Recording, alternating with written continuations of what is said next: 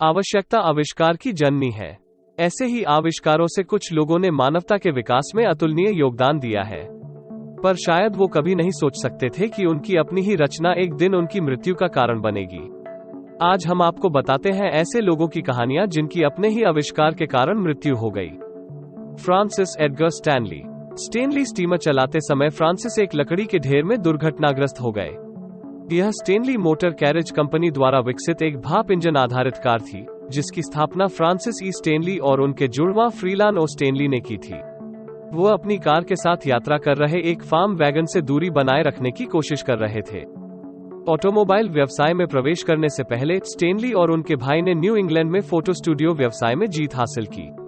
उन्होंने Stanley dry plate company की भी स्थापना की। स्टेनली भाइयों ने अपनी कंपनी जॉर्ज ईस्टमैन को बेच दी, जिन्होंने ईस्टमैन कोडैक की स्थापना की, वही कंपनी जिसने रोल फिल्मों के इस्तेमाल को लोकप्रिय बनाया।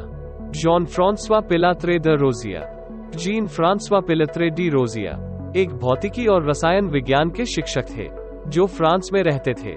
15 जून 1785 को रोजियर अपने रोजियर गुब्बारे में पियरे रोमेन के साथ इंग्लिश चैनल को पार कर रहे थे, जो पास डी कैलाइस में विमरिक्स के पास दुर्घटनाग्रस्त हो गया।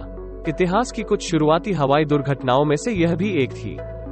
फ्रांज राइकल्ट। यह फ्लाइंग टेलर के नाम से मशहूर थे। उन्होंने अपने घर में बने पैराशूट को पहनकर एफिल टावर से छलांग लगा दी, लेकिन नियति ने उनकी पहली ही उड़ान के लिए दुर्भाग्यपूर्ण भाग्य का फैसला कर लिया था। पुलिस अधिकारियों ने मान लिया था कि फ्रांज अपने कस्टम डिजाइन किए गए पैराशूट को प्रदर्शित करने के लिए एक डमी का उपयोग करेगा, और उन्होंने उसे अनुमति दी। इसके बजाय उन्होंने खुद काम लिया और उन लोगों में से एक बन गए जिनके आविष्कारों ने उनकी जान ले ली। हेनरी स्मोलिंस्की। स्मोलिंस्की ने सेस्ना 337 विमान के पंख लिए और उन्हें एक उड़ने वाली कार बनाने के इरादे से फोर्ड पिंटो से जोड़ा। एवीई मिजार के नाम से जानी जाने वाली कार का निर्माण हेनरी की कंपनी एडवांस्ड व्हीकल इंजीनियर्स ने किया था। वो अपने दोस्त हेल ब्लेक के साथ इसे एक परीक्षण उड़ान के लिए ले गए और उसी दुर्घटना में उनकी मृत्यु हो गई। William bullock. विलियम बुलॉक की कहानी यह जानने के बाद आपके रोंगटे खड़े कर देने के लिए काफी है कि कैसे उनके अपने आविष्कार से उनकी दर्दनाक मौत हुई। विलियम ने एक रोटरी प्रिंटिंग प्रेस मशीन बनाई, जिसमें मुद्रित होने वाली छवियों को एक रोलर पर रखा जाता था और फिर किसी भी सबस्ट्रेट पर मुद्रित किया जा सकता था। उनके आविष्कार के कुछ साल बाद चल रहे इंस्टॉलेशन के दौरान उनका पैर नई मशीन में कुचल गया। बाद में विच्छेदन प्रक्रिया के दौरान विलियम की मृत्यु हो गई क्योंकि उनके पैर में गैंग्रीन विकसित हो गया था। Horace Lawson Hunley. Hunley America के कॉन्फेडरेट स्टेट्स में मरीन इंजीनियर थे। वह पहली युद्ध पनडुब्बी के आविष्कारक थे।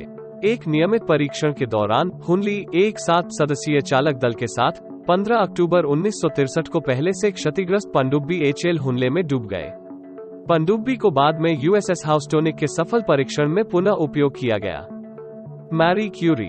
मैडम क्यूरी के नाम से लोकप्रिय, वो उन 4 वैज्ञानिकों में से पहली थी जिन्हें 2 बार नोबेल पुरस्कार मिला था। पोलिश मूल की प्रसिद्ध भौतिक विज्ञानी और रसायनज्ञ को लंबे समय तक आयनकारी विकिरणों के संपर्क में रहना पड़ा, क्योंकि उनके प्रयोगों में रेडियम जैसी सामग्री शामिल थी, जो रेडियोधर्मी गुणों को प्रदर्शित करती है। उस समय रेडियोधर्मी उत्सर्जन के हानिकारक प्रभावों के बारे में पता नहीं था। क्यूरी को अप्लास्टिक अनीमिया का पता चला था, जो उनकी मृत्यु का कारण था। यहाँ तक उनकी निजी संपत्ति भी विकिरणों के संपर्क में थी, क्योंकि उन्होंने अपनी जेब में और अपनी दराज में रेडियम रखा था। यही कारण है कि उनकी शताब्दी पुरानी नोटबुक को एक लेड लाइन वाले बॉक्स में संरक्षित किया गया है। हेनरी विंस्टनली। ब्रिटिश वैज्ञानिक और जहाज मालिक हेनरी विंस्टनली लगातार समुद्री चट्टानों से टकराकर डूब रहे या खो रहे जहाजों को लेकर परेशान थे। उन्होंने जहाजों की दुर्घटना को कम करने के लिए लाइट हाउस बनाने का फैसला किया। लगभग 3 सालों की मेहनत के बाद ऐसा एक लाइट हाउस बनकर तैयार हो गया। ये इतना मजबूत और विशाल था कि एक के बाद एक 5 सालों तक ये समुद्री तूफानों के आगे खड़ा रहा। उस दौरान जहाजों की दुर्घटना भी एकदम कम हो गई।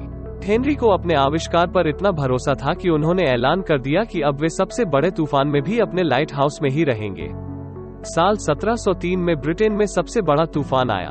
तब हेनरी लाइट हाउस में ही थे। वे समुद्र में खो गए और कभी उनकी लाश भी नहीं मिल सकी। अगर वीडियो आपको अच्छी लगी तो चैनल को सब्सक्राइब जरूर करें और बेल आइकॉन को प्रेस करना ना भूलें।